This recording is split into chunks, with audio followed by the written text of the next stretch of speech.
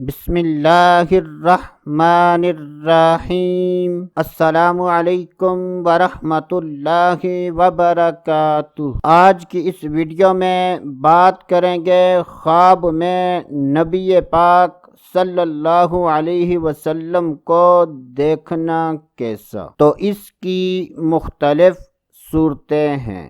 جب بھی خوابوں کی تعبیر بیان کی جائے اور اس میں مرد و عورت میں سے کسی کا ذکر نہ ہو تو اس سے مراد مرد و عورت دونوں ہیں۔ حضرت سیدنا ابن سیرین رحمۃ اللہ تعالی علیہ نے ارشاد فرمایا کہ اگر کوئی خواب میں نبی پاک صلی اللہ علیہ وسلم کی زیارت کرتا ہے اور زیارت کرنے والا اگر غم و مصیبت میں مبتلا ہے تو غم سے نجات پائے گا، اگر زیارت کرنے والا قرض دار ہے تو قرض سے نجات پائے گا، اگر قیدی قید کی حالت میں نبی پاک صلی اللہ علیہ وسلم کی زیارت کرتا ہے تو ایسا قیدی قید سے نجات